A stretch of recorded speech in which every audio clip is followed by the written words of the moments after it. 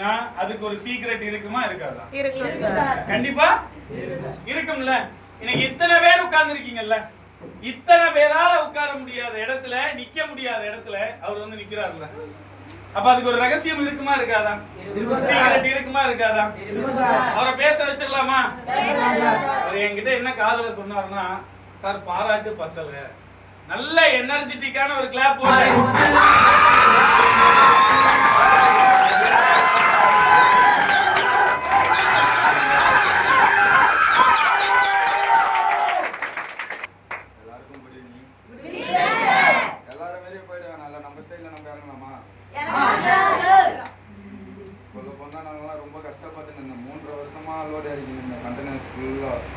ஒரு கிலோ ஒரு ஃப்ரிட்ஜோட வெயிட் 3 கிலோ 4 கிலோ அசரம் 3000 கிலோ 4000 கிலோ இருக்கும்.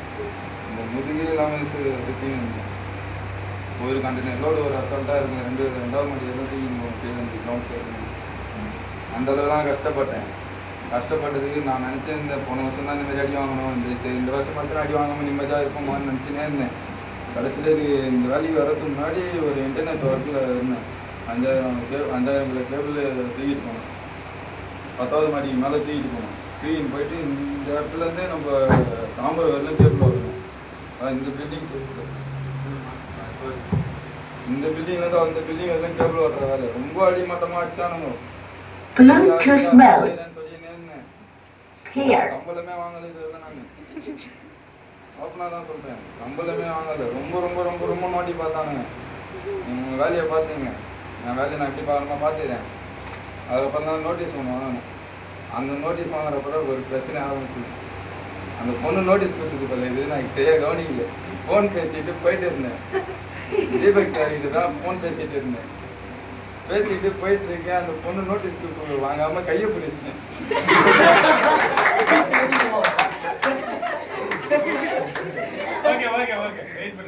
கையை பிடிச்சி கொஞ்சம் தூரம் வெயிட் போயிட்டு அந்த பொண்ணு கூடவே சிரிச்சுக்கிட்டு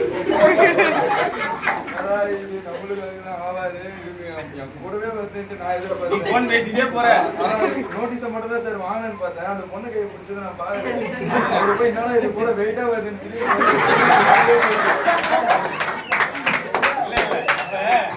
வேணும்ட்டு பண்ணல, விபத்து யாரும் தப்பா புரிஞ்சுக்க கூடாது. அந்த நோட்டீஸை வாங்கினா அது ஒரு விஷயமா அந்த நோட்டீஸை வாங்கினேன். அந்த நோட்டீஸு 3 நாளாக என் பாக்கெட்லேயே இருக்குது. 4வது நாள் தான் நோட்டீஸ். என்னால் இது பாக்கெட்டில் ஏதோ பேப்பர் இருக்குது எடுத்தேன். வெளியே எடுத்து பார்த்தா நோட்டீஸு அன்றைக்கி வாங்கணும் இல்லை அப்படின்னு நினச்சின்னு அப்புறம் தீபக் சார் நம்ம ஃபோனே தான் வாங்கினேன். ஃபோனை உடஞ்சி திரும்ப ரீசார்ஜ் வேறு எல்லாமே அவர் ஃபோனை வாங்கினேன். கால் பண்ணேன். சனுப்பிரியா மேம் தான் எடுத்து பேசினாங்க. இதுமாரி என்ன பண்ணிகிட்ருக்கீங்க, என்ன ஒர்க் பண்ணிகிட்ருக்கீங்கன்னு கேட்டாங்க. இந்த இன்டர்நெட்டில் வேலை பார்க்குறேன் மேம், சம்பளம் செட் ஆகலை, வேலையும் பிடிக்கல, சரியாக மரியாதையும் தர மாட்டுறாங்க, ரொம்ப அடிமட்டத அளவு தட்டி பார்க்குறாங்க அப்படின்னு சொன்னேன். சரி வாங்க நான் பார்த்துக்கிறேன் அப்படின்னாங்க. எனக்கு அதுக்கப்புறம் அந்த வேலை ரொம்ப டைட்டாக போயிருந்தனால விட்டுட்டேன்.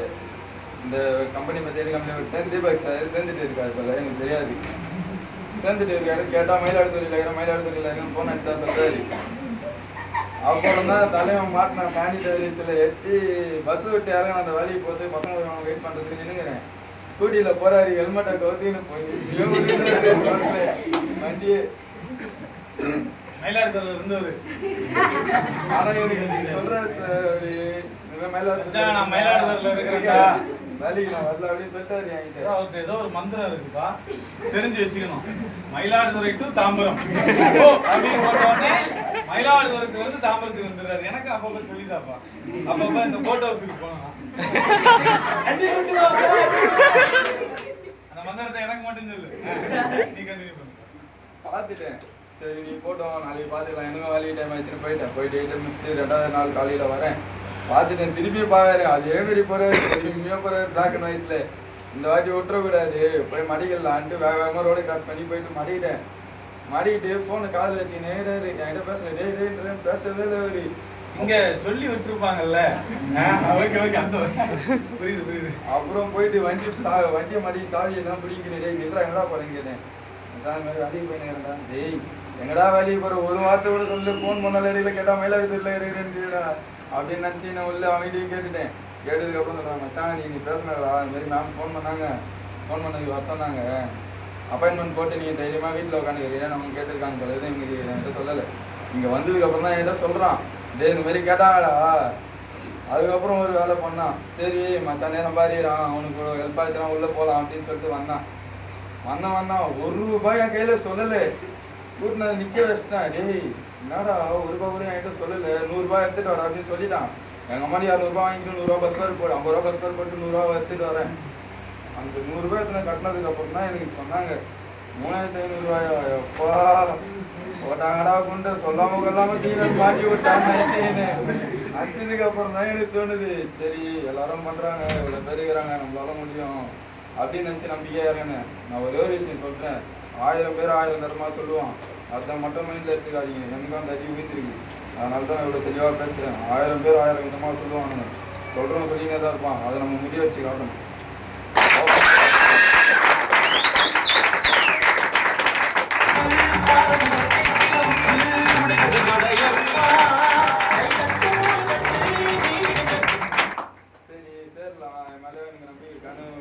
கேட்டாங்க, உன் மேலே நம்பிக்கை இருக்காப்பா, கட்டுப்பா, நான் சம்பாதிக்க வைக்கிறேன் அப்படின்னு சொன்னாங்க. சொன்னதுக்கப்புறம் ₹500 அட்வான்ஸ் பே பண்ணிட்டு போனேன். அம்மா கிட்ட கஞ்சி ஈஸியாக இருந்தேன். நீ நாள் ஃபுல்லாக மத்தியானம் ஃபோன் பண்ணி காசு ரெடி பண்ண பேச ஆரம்பிச்சோன்னா சாயங்காலம் எல்லாம் அந்த ₹500 ரெடி பண்ணுறதுக்கு பிச்சை எடுத்து நிற்கிறேன். அப்புறம் எங்கள் அம்மா கிட்ட ஃபைனலாக ஒரு அடிச்சார். அம்மா கிட்டே கேட்டு பார்ப்போம்னு சொல்லிட்டு அம்மாவுக்கு ஃபோன் அடிச்சிட்டேம்மா ₹500 போட்டு விடுமா, நான் சம்பாதிச்சு ரிட்டர்ன் கொடுத்துட்றேன் அப்படின்னு சொல்லிட்டேன். சொன்னதுக்கப்புறம் போட்டு விட்டாங்க. சரி ₹500 அட்வான்ஸ் பே பண்ணிட்டேன். கரெக்டாக 6 மணிக்கு பூந்தமல்லி பஸ் ஸ்டாண்டில் இறங்கி போயிட்டு ஆட்டோ ஏறுறேன். ஆட்டோ ஏறணும் உடனே எனக்கு கரெக்டாக அந்த டைமுக்கு சேலரி கிரெடிட் ஆகுது ₹5000. ₹3000 மேம் ஃபோன் பண்ணி, மேம் இந்த மாதிரி காசு போட்டு விட்றேன், ஐடி போட்டுருங்க மேம், நாலஞ்சு வேலைக்கு வந்துடுறேன் அப்படின்னு சொல்லிட்டேன். போட்டதுக்கப்புறம் வந்ததுக்கப்புறம் தான் எனக்கு ஃபுல்லாக கிளியராக டவுட்டே இல்லாமல் ஃபுல்லாக கிளியர் பண்ணாங்க. பண்ணதுக்கப்புறம் சரி இவங்களே பண்ணுறாங்க, நம்மளே இன்றைக்கி பண்ணுவோம், பண்ணி தான் பார்ப்போம், எவ்வளவோ பார்த்தாச்சு, இதுவும் நம்மளுக்கு எல்லாம் ஒரு இதுதான் பண்ணலான்ட்டு இறங்கினேன். இறங்கினா நல்லா போயிட்டு இருந்தது, கெஸ்ட்லாம் ஏற்றினேன். அப்புறம் ஒரு நல்லா போயிட்டு 3 நாள் லீவ் எடுத்தேன். அப்போ விட்டேன் டீமை விட்டு திருப்பி 4 வாரமாக வேஸ்ட்டாக வந்து சாப்பிட்டு போயிருந்தேன். ஒரு மாதிரி ஆயிடுச்சு எனக்கும், என்னடா இது எல்லாரும் ஒரு மாதிரியாக பேசுகிறாங்க, எனக்கும் ஒரு மாதிரி ஆயிடுச்சு. சரி பேசட்டும், நம்ம பிளாட்டினம் ஃபஸ்ட்டு பேசிக்கலாம், பிளாட்டினம் டிஸ்டன்ஸ் நிற்கிறேன்.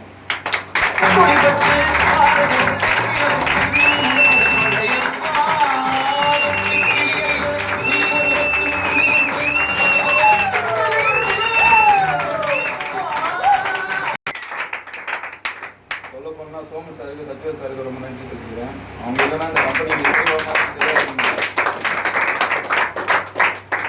Jayalakshmi ma'am, Uma ma'am, Sathya ma'am, Shanmuga ma'am, Sasi sir, நன்றி சார்.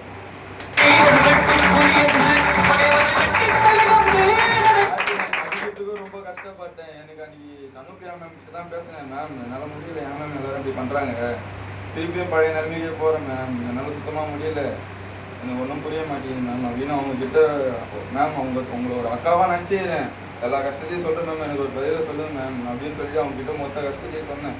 இந்த மாதிரிலாம் ஆயிடுச்சு மேம், திருப்பியும் அந்த கஷ்டத்தை பார்த்தா என்னால் முடியல மேம் அப்படின்னு சொல்லி வெறுத்துட்டேன். அன்றைக்கி வாழ்க்கையே வெறுத்துட்டு 2000 செத்துலாம் கூட நினச்சேன் அன்றைக்கி. ஆனால் அவங்க தான் என்கிட்ட சொன்னாங்க, சொன்னதுக்கு தான் நான் அதுக்கப்புறம் இப்போ பிளாட்டினம் அடிச்சு, மேம் நான் திருப்பியும் பேச தந்தா பிளாட்டினம் அடிச்சு முடிச்சுட்டு தான் மேம் பேசுவேன் பாருங்க மேம் அப்படின்னு சொன்னால் ஒரே வாரத்தில் தொப்பு தான் மேம்.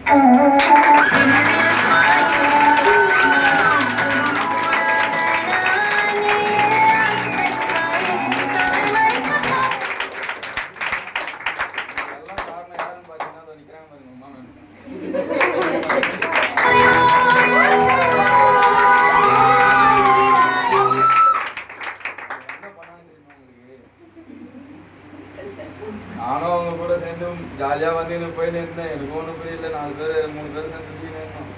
இவங்க என்ன பண்ணாங்கன்னு தெரியல எனக்கு, என்னை நல்லா ப்ரெஷர் ஆக்கி விட்டாங்க. சரி நம்ம பிளாட்டினம் அடிச்சுட்டு அவங்க கிட்டே பேசுவோம் டேரக்டா, நம்ம அடிச்சுட்டு அந்த இடத்துல நின்று பேசுகிறப்போ அதோட கஷ்டம் என்னென்னு புரியும், பேசி பேசலான்ட்டு தான் இப்போ வெயிட் பண்ணி பிளாட்டினம் அடிச்சு இப்போ பேசுகிறேன்.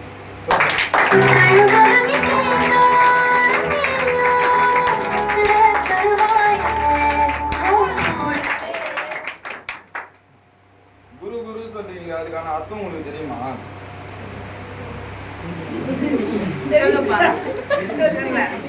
தெரியாது.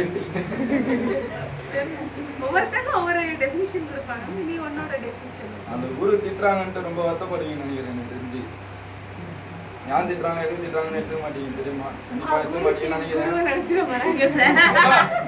அவன் சொல்ற குரு வேற, நீ நம்ம ஆபீஸ்ல ஒரு குரு இருக்காப்ல, அது இல்ல அவர் சொல்றதே மாதா பிதா குரு அந்த குரு சொல்றாப்ல. அவங்க என்ன ரொம்ப அதான் இந்த ஒரு 4 பேர் பின்னாடி நின்று பேசுவாங்கன்ட்டு கேள்விப்பட்டிருப்பீங்கன்னு நினைக்கிறேன். அந்த மாரி பேசிட்டாங்க. அது மோட்டிவேஷனா வச்சுதான் இப்ப நான் பிளாட்டினமே அடிச்சேன். அடிச்சதுக்கு காரணமே அவங்க தான்.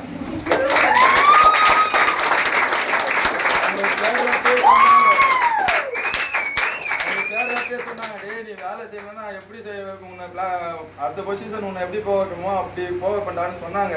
எனக்கு அப்ப புரியல, இப்ப புரியுது. அவங்க பழமொழி ஒண்ணு சொல்லுவாங்க மேம். அது பழமொழி எப்படின்னா இது அதான் அட்வர்டைஸ்மெண்ட் வந்து சொல்லும் போதே எடுத்துட்டேன். அதே மாதிரிதான் அப்பா கோவப்படுறதையும் திட்டத்தையும் தப்பு நினைக்க எந்த பிள்ளையா முன்னுக்கு வர முடியாது.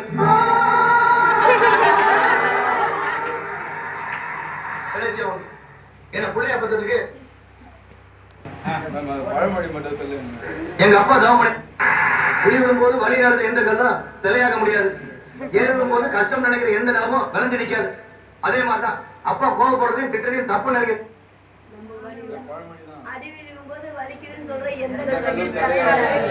நீ எந்த அளவுக்கு அடி வாங்குறியோ அந்த அளவுக்கு தான் நீ பெரிய ஆள ஆகவே முடியும். கண்டிப்பா சொல்றேன்.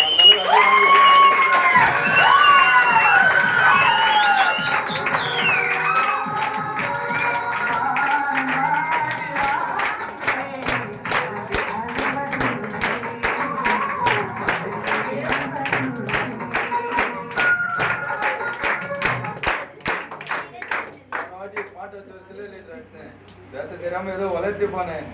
போயிட்டு யோசிக்கிறேன், என்னடா பேசணும்ட்டு யோசிக்கிறேன். நானே தெரியுது, அப்பதான் புரியுது யாரமா பேசிக்கிறோம் போல அப்படின்னு நினைச்சு யோசிச்சேன். யோசிச்சதுக்கு அப்புறம் தான் சரி இதுக்கப்புறம் பிளாட்டினம் டிஸ்ட்ரிக்ட் தெளிவா நின்று பேசணும்ட்டு தான் நினைச்சு பேசினேன். கரெக்டா பேசினா தப்பா பேசினா தெரியல. நீங்க எப்படி எடுத்துப்பீங்களா அது எனக்கு தெரியல, புரியல. கண்டிப்பா நல்லதா இருக்கீங்கன்னா நல்லதா நீங்க நான் இப்ப நிக்கிறதோட டபுள் மடங்கு நீங்க நிக்கிறது வாய்ப்பு இருக்கு. அது வழி போகும், அது மட்டும் போகும்.